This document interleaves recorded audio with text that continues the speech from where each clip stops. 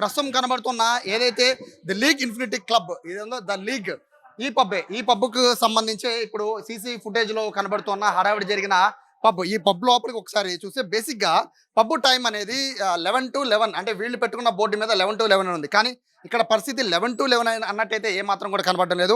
ఓ పక్క పబ్లో ఏదైతే మనం చూసిన విజువల్స్ లో చూసిన హడావిడంతా కూడా ప్రస్తుతం విజువల్స్ లో కనబడుతుంది ఇక్కడే.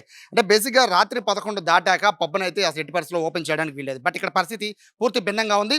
పూర్తిగా పోలీసుల నిఘా కొరవడింది అని చెప్పడానికి ఇది ఒక బెస్ట్ ఎగ్జాంపుల్ మాత్రమే. ఎందుకంటే ఇక్కడ పోలీసులు అనేది బేసిక్ రోడ్డు మీదకి వచ్చి అక్కడ హడావిడి చేశారు కాబట్టి ఇక్కడ పబ్లో ఇంత వ్యవహారం నడుస్తుందని అర్థమైంది. కానీ ఇది ఎన్నాళ్ళుగా నడుస్తుంది అనేది పోలీసులు ఎందుకు గుర్తించలేకపోతున్నారు అనేది ఇక్కడ ప్రధానంగా ఆలోచించుకోవాలి.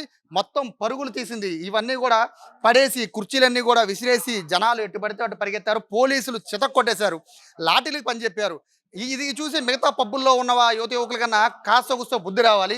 రాత్రి 11 తర్వాత విచ్చలవిడిగా పబ్బుల్లో ఎంజాయ్ చేయడం, బైకుల మీద రావడం, రాత్రి పొరపాటున ఎవరన్నా బస్ స్టాండ్కి రైల్వే స్టేషన్కి వెళ్ళాలంటే మాత్రం వాళ్ళ పరిస్థితి దారుణం. ఎందుకంటే రోడ్ల మీద వాళ్ళు వచ్చే హడావిడి అంతా ఇంత ఉండదు. బైకులు కార్లు వేసుకుని ఇష్టం వచ్చినట్టు తప్పతాగి రోడ్ల మీద ఒక రేసింగ్ లాగా పెట్టుకుంటున్న పరిస్థితి ఉంటుంది. వాళ్ళందరికీ ప్రధాన కారణం ఈ పబ్బే. ఇటువంటి పబ్స్ ఉండడం వల్లే ఇప్పుడున్న ప్రస్తుతం ఉన్న పరిస్థితుల్లో ఇటువంటి పబ్బుల పైన నిఘా పెట్టాలి అనేది అయితే మొత్తం ఇక్కడ విజయవాడ ప్రజలు కూడా కోరుకుంటున్నారు. అయితే సందట్లో సడేమి అని కొంతమంది ఇప్పటికే ఈ పబ్కి సంబంధించి ఆ రోజు ఏదైతే హడావిడి చేశారో ఆ హడావిడి జరిగిన ప్రాంతం అంతా ఇదే. కానీ సందట్లో సడేమని కొంతమంది ఏంటంటే పోలీసులు వచ్చిన సందర్భంలో వేల రూపాయల బిల్లు కట్టకుండా కొంతమంది జంప్ అయిపోయిన పరిస్థితి కూడా చూస్తున్నాం.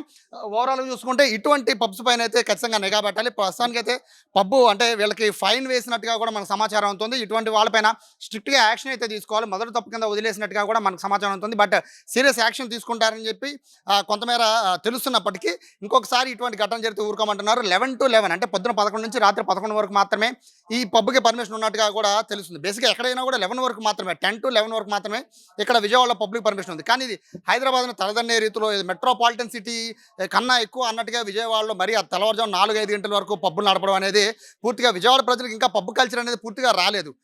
కేవలము అంటే విజయవాడ ప్రజలకు ఎంటర్టైన్మెంట్ ముఖ్యమే కానీ పబ్బు కల్చర్ ఎంతవరకు రాలేదు. కానీ ఇప్పుడున్న పబ్బులు నిర్వహిస్తున్న తీరు చూస్తుంటే ఖచ్చితంగా ఇది రేపొద్దున ఈ యువత యువకులకైతే ఖచ్చితంగా చెడు మార్గం పట్టే అవకాశం అయితే చాలా స్పష్టంగా కనబడుతుంది. రోడ్డు మీదకి వచ్చి కొట్టుకుంటున్నారు కాబట్టి పోలీసులు గమనించారు. ఇటువంటి పబ్బులు ఇంకా విజయవాడలో చాలా పబ్బులు ఉన్నాయి. ఆ పబ్బులకి ఖచ్చితంగా నిఘా పెట్టి రాత్రి 11 తర్వాత పబ్బులు ఎవరు లేకుండా చేయగలిగితే మాత్రమే ఇటువంటివి ఏ ఘటనలో జరగకుండా ఉండే అవకాశం కనబడుతుంది.